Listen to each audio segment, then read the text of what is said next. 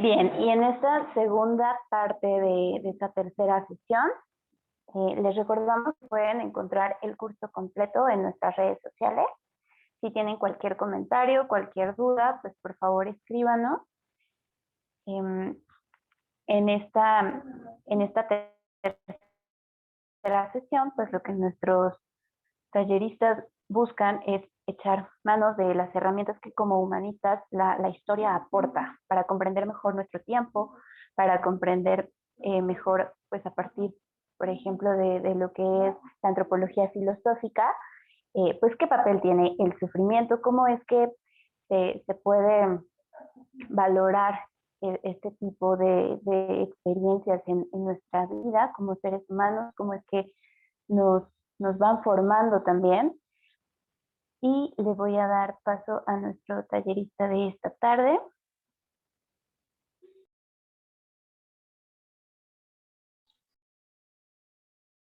Sí, gracias, Giovanna.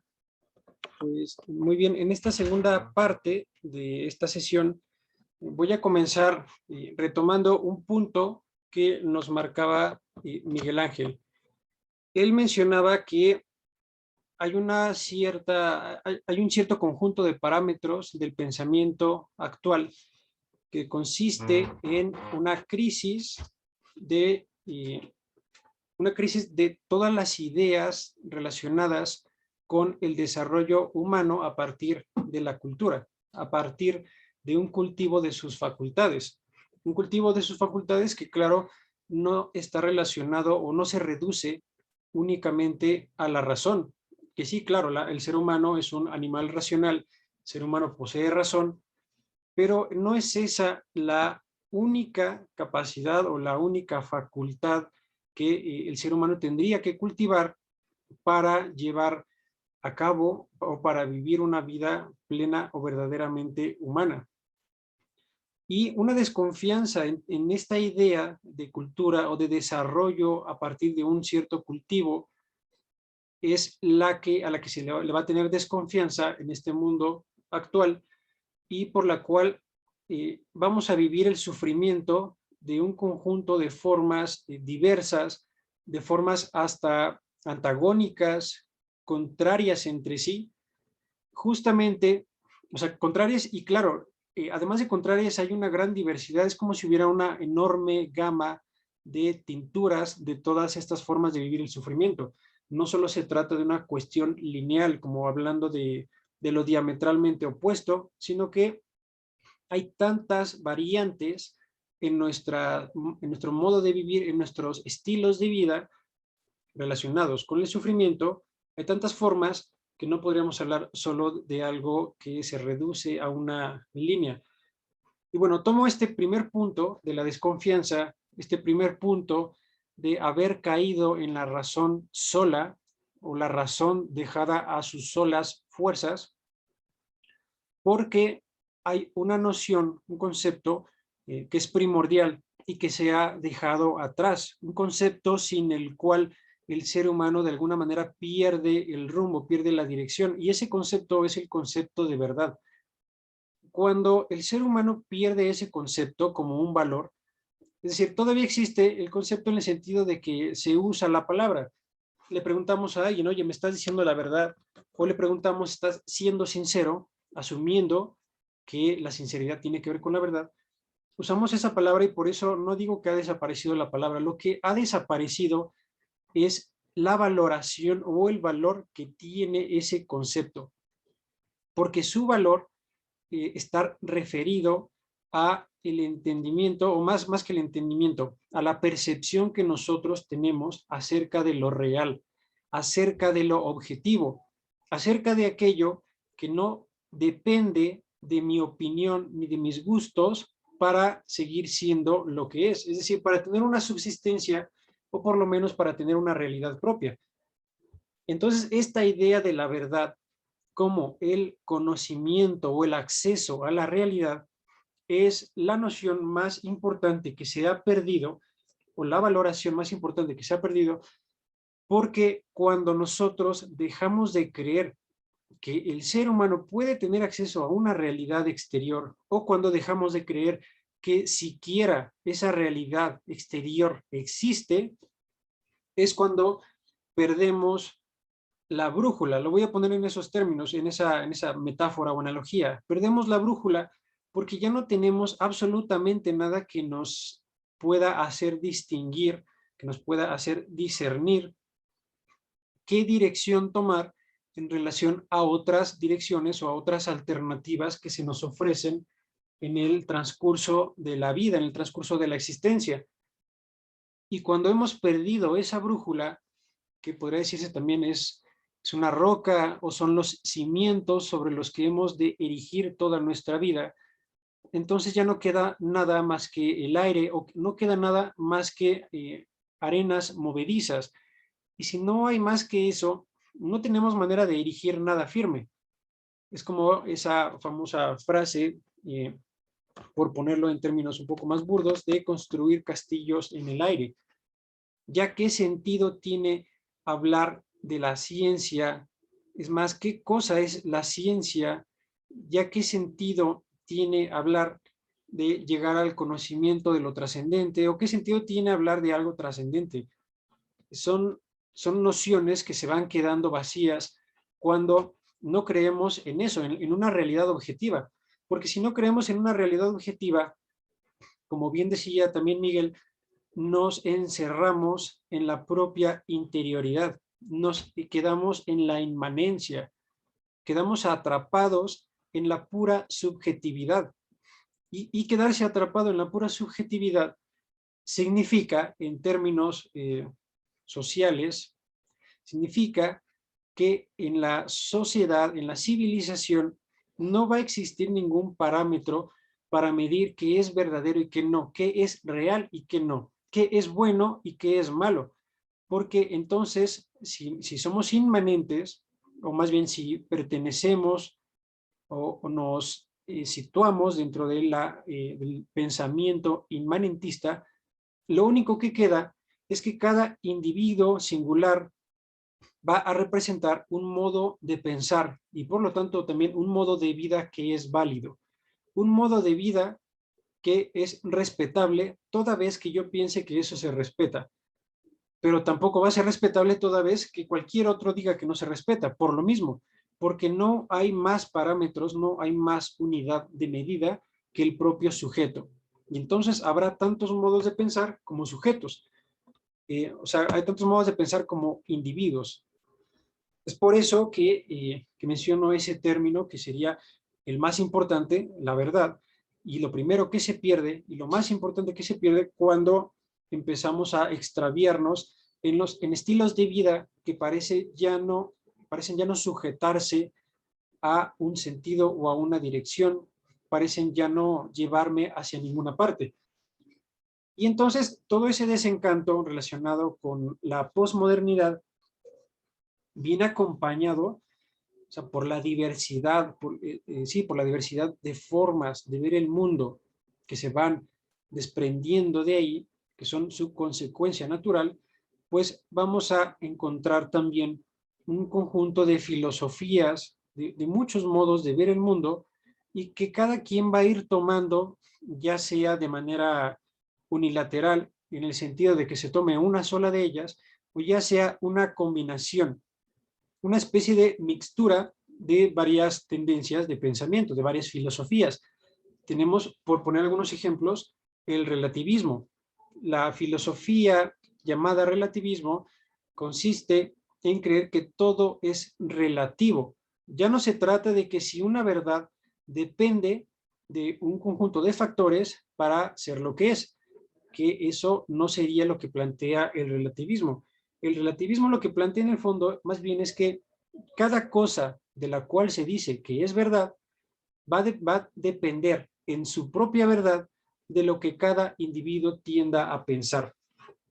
Y bueno, lo que nos queda después de eso, o una vez admitida esta idea, esta afirmación, es que, como decía, cada quien va a pensar como quiera sin tener más parámetros que el propio yo, que la propia subjetividad. Y luego, ¿cómo nos vamos a relacionar con el sufrimiento? ¿Cómo lo vamos a entender?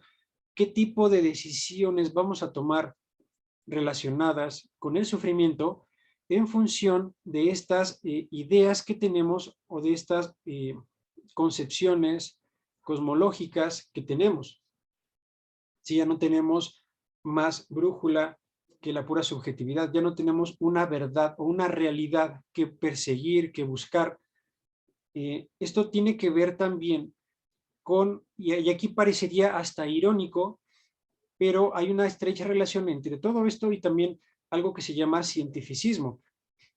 Sería curioso, o resulta curioso en una primera mirada, hablar de que hay una sobreestimada, una sobreestima de la ciencia. Hablamos de las ciencias duras y las ciencias empíricas y naturales. Hay una sobreestima de estas ciencias en un mundo en donde no se cree que exista la verdad. ¿Cómo es esto posible?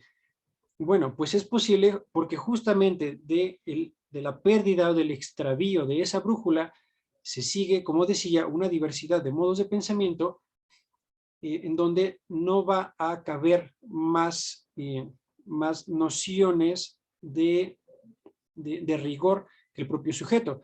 Y entonces una de estas consecuencias es también el materialismo, que también es una corriente filosófica. El materialismo consiste sencillamente en creer que lo único que existe es la materia y no hay nada más.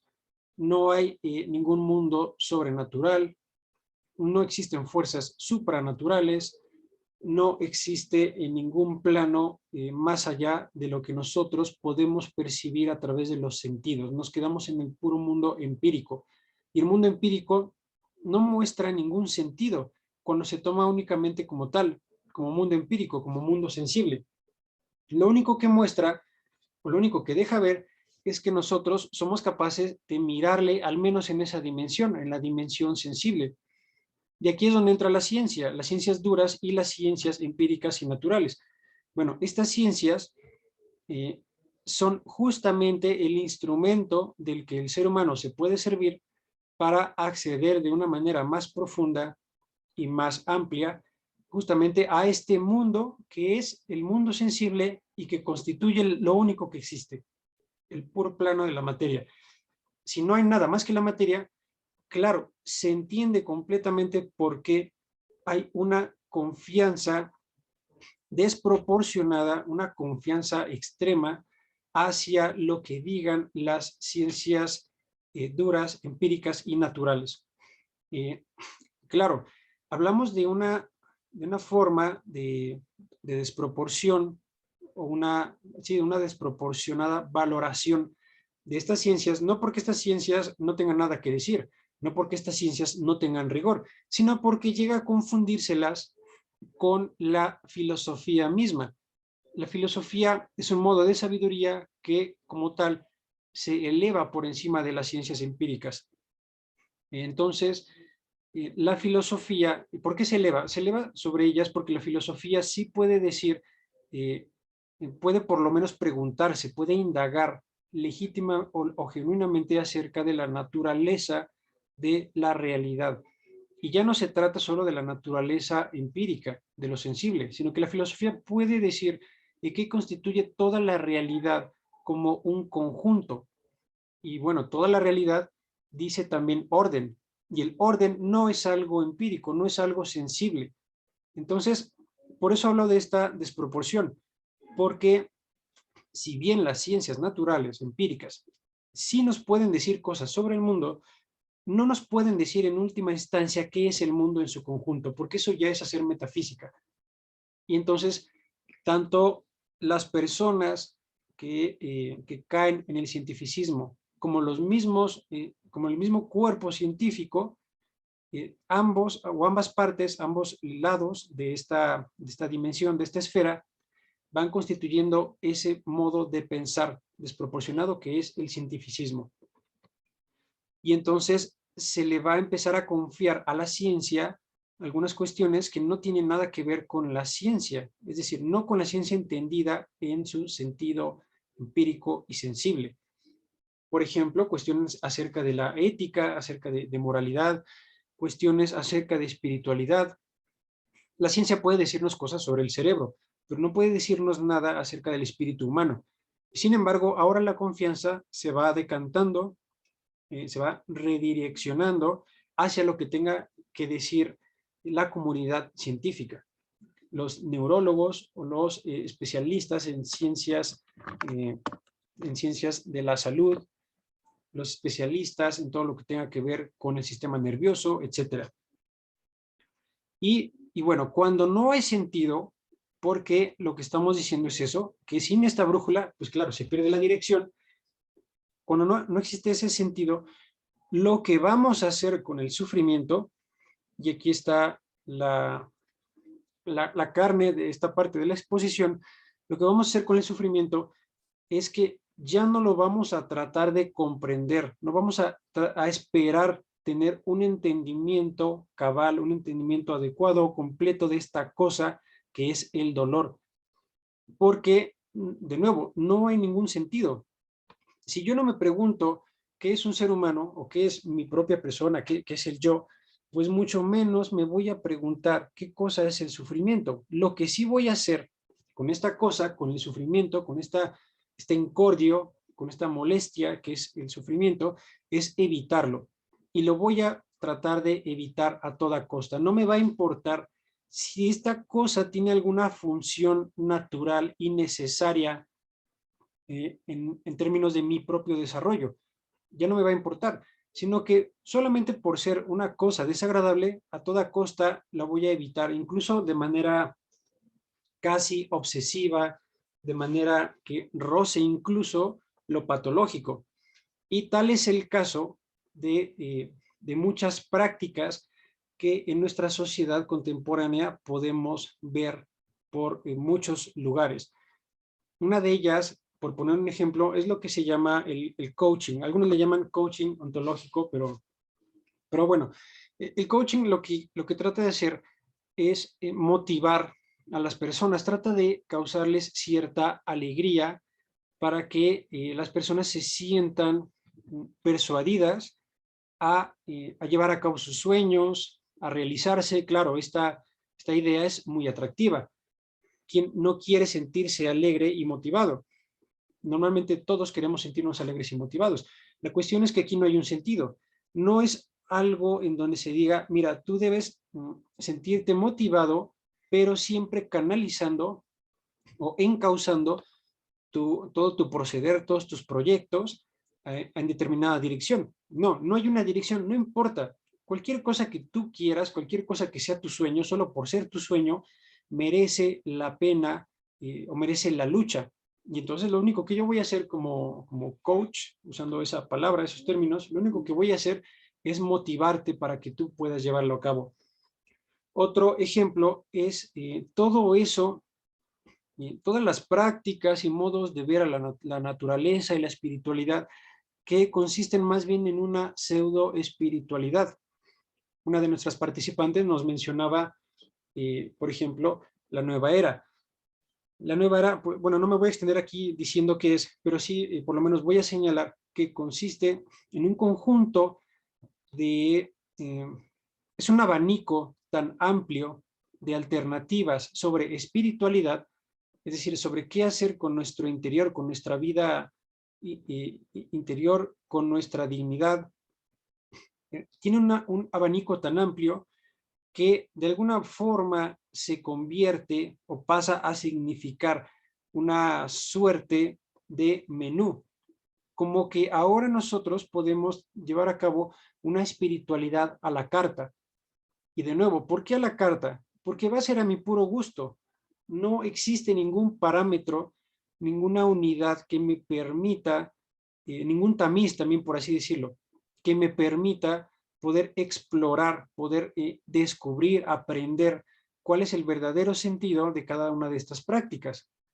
O sea, su sentido último, su verdadero sentido. Develar cuál es la verdadera cara que se oculta detrás de todo eso. Eso ya no va a importar. Lo único que importa es que yo me quiero sentir bien y por esa obsesión casi patológica de rechazar el sufrimiento, de rechazar cualquier dolor, de rechazar la tristeza, el desánimo, de rechazar ese enorme dolor que me trae el desamor con tal de dejarlo a un lado y seguir mi vida con alegría, alegría entre comillas, voy a aceptar introducirme a un conjunto de prácticas en donde yo voy a tomar un poquito de diferentes religiones, un poquito de diferentes formas de espiritualidad, de diferentes partes del mundo y de diferentes momentos de la historia. Todo con tal de sentirme mejor. Entonces yo lo puedo aderezar con un poquito de esto y sazonar con un poquito de aquello y el resultado será una espiritualidad a mi gusto, lo cual, repito, no es más que un modo de pseudo espiritualidad porque no cumple con su cometido al final. Lo que buscamos es felicidad y la alegría no es equivalente a la felicidad. La alegría es algo momentáneo, es algo pasajero. Y bueno, otra de las consecuencias es, por supuesto, el hedonismo. El hedonismo es una tendencia filosófica también, pero más concretamente está ubicada dentro de la filosofía moral o dentro de la ética, porque aquí el hedonismo, o este modo de pensar, ya no trata solo de la naturaleza del mundo, sino que trata de hacia dónde debo yo dirigir mis acciones, hacia dónde me van a llevar mis acciones. O sea, dicho en otras palabras, ¿cuál va a ser mi guía, mi guía máxima de acción al tomar mis decisiones, al obrar en el mundo o al realizar omisiones deliberadas? ¿Cuál va a ser mi guía? Bueno, pues mi guía dentro del hedonismo es el placer. Esa es mi guía. Yo voy a buscar el placer a toda costa y también a toda costa voy a tratar de evitar el mal en el sentido de el dolor. Voy a evitar a toda costa el displacer. Y entonces, si solo voy a buscar placer, si esa va a ser mi máxima de vida, pues entonces ya automáticamente estoy poniendo el placer como mi valor máximo y estoy subordinando a este valor todas las demás cosas, en el sentido de que las demás cosas tienen también un valor. Ya no me va a importar mi desarrollo intelectual, no me va a importar darle cariño a mi familia, darle atención, no me va a importar si yo tengo pareja y mi pareja me concibe como alguien que se va a quedar toda la vida con ella, no me va a importar nada de esto, porque lo que voy a buscar es el placer. Y entonces, también Miguel mencionaba el compromiso.